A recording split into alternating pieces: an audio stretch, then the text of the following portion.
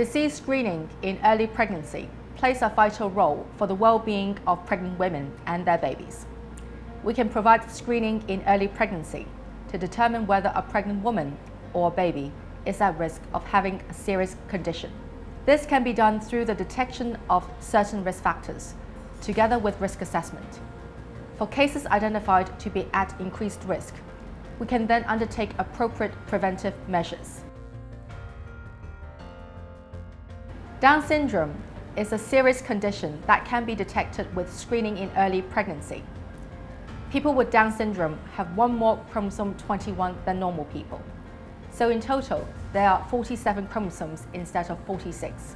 The clinical features of this chromosomal abnormality include specific facial features such as round face, flat or low nose bridge, flat face and widely spaced eyes, delayed growth and development, and mental disability. Some patients have congenital heart disease and poor vision. At 11 to 14 weeks of gestation, we can provide traditional combined screening based on fetal nuchal translucency thickness, NT, measured with the use of ultrasound, and maternal serum PAP-A and HCG levels, or non-invasive prenatal testing with cell-free DNA. The traditional combined screening has a detection rate of 90% at a false positive rate of 5%. If the traditional combined screening is performed first, followed non-invasive prenatal testing as a contingent test, the detection rate is 98.4% at a false positive rate of 0.7%. However, if the traditional combined screening, non-invasive prenatal testing, and an early morphology ultrasound examination are performed at the same time, the detection rate will be as high as 100% at a false positive rate of 0.1%. A negative screening result means that the risk of the baby having Down syndrome is low, but it does not completely rule out Down syndrome. It is important to note that a negative result does not rule out other chromosomal or genetic conditions. If the result is positive, it means that the baby has a high risk of Down syndrome, or it can be a false positive result, and therefore prenatal diagnostic investigations are required. We can either perform a chorionic villus sampling between 11 to 14 weeks or amniocentesis after 16 weeks.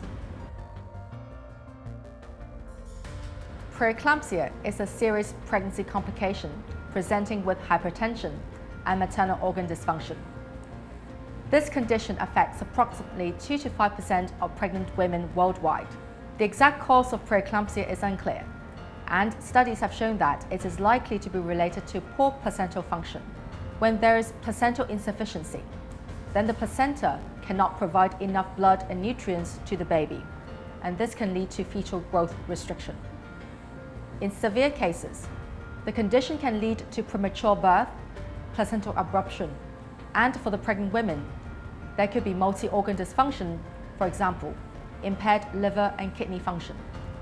And the worst case scenario is that it can result in death of the mother and the baby. The traditional method is to screen pregnant women based on their obstetrics and medical history, such as a history of chronic hypertension, diabetes, or prior history of preeclampsia, etc. Now, we can carry out a better method of screening between 11 to 14 weeks, namely the first trimester triple test for preeclampsia, to assess the risk of preterm preeclampsia by a combination of maternal factors with mean arterial pressure, uterine artery Doppler, and serum placental growth factor. Our focus of screening is on preterm preeclampsia, as this form of preeclampsia is associated with high risk of complications in the mothers and their babies. The detection rate of traditional screening methods is only about 25 to 30%, at a false positive rate between 5 to 10%. The use of the first trimester triple test can achieve detection rate of 80% for preterm preeclampsia at a false positive rate of 15%. Combined screening with biomarkers has better screening performance than the traditional method.